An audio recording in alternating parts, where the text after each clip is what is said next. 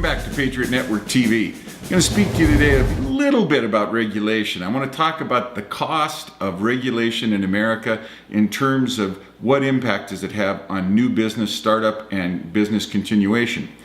In the data analysis, and this is a whole separate, this is a semester-long course if we wanted to go into it, but if you look at the American Enterprise Institute or the Cato Institute or any of the quote-unquote pro-business think tanks, the conservative think tanks, the numbers run from somewhere in the neighborhood of $600 billion to $1 trillion a year in total cost of regulation at the level of the economy. So figure currently GDP, gross domestic product, total sum of goods and services produced in the United States in a single year, netting out import and export, right at 15 trillion bucks. Somewhere between 600 billion and 1 trillion, trillion with a T, dollars is a cost of regulation.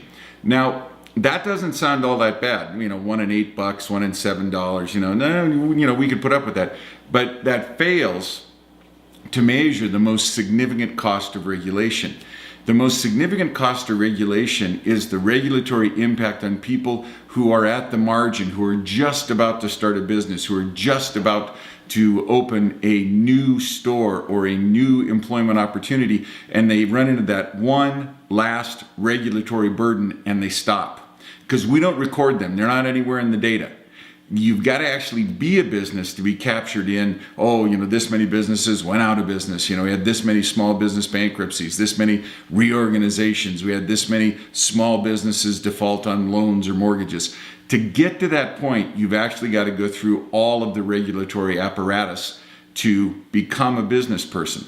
The most damaging part, according to Cato and American Enterprise Institute and the Heritage Foundation, the very most damaging part of the regulatory apparatus in the United States is it discourages entrepreneurship. It is a barrier to individual people making the transition from being somebody else's employee to being an employer.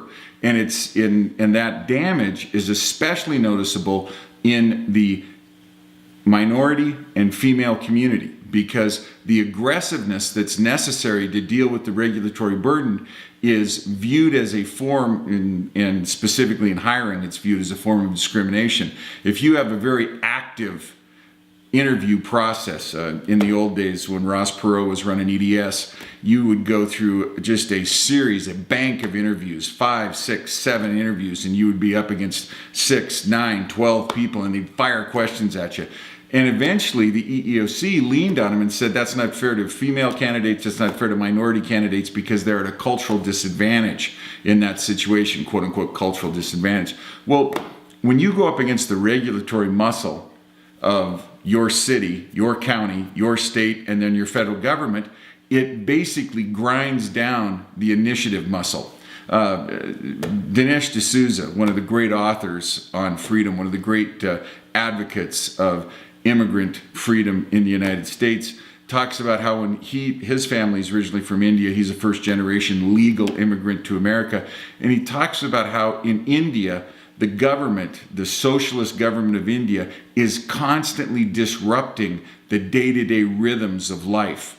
And he says you can see it on the face of the average Indian citizen that the government has just taught them. And what's learning? Relatively permanent change in behavior over time. It's beat them down and it's taught them that there's no reason to try, there's no reason to try to get your business going, no reason to try to get a new product, because the multiple layers of bureaucracy are going to tie you up for months, if not years.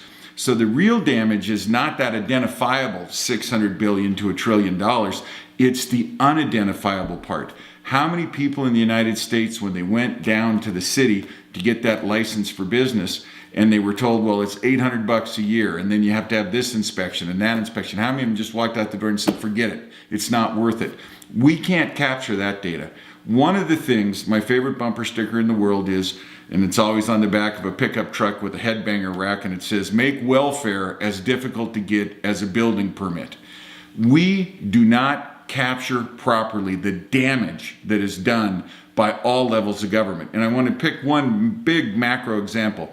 This XL pipeline project, which I've spoken to you about before, the State Department, the U.S. State Department did an environmental impact statement, said no problem, we should build it. It goes over to the political wing. The president sits on it and says, who do I get more votes from? Is it going to be blue-collar union guys, the pipe fitters, the welders, the electricians, the Teamsters? I'm going to get more votes from them. Well, I got them. They can't go anywhere else. But the environmentalists could stay home. So I'm going to freeze this project.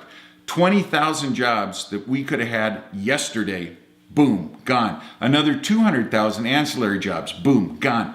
That's the cost of regulation. And forget, for the moment, just forget that the whole basis of restricting those jobs is bogus.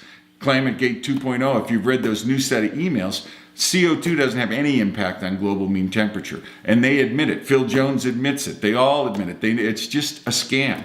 So the cost of business regulation in America, identifiable cost, $600 billion to $1 trillion, but the real hidden cost is the destruction of that muscle we call initiative. We are crushing the spirit of a generation of potential entrepreneurs. If we don't stop it, we're going to cripple, we're going to castrate the business impulse in young Americans, and that will just be devastating over the next 25 years. God bless you. God bless the USA.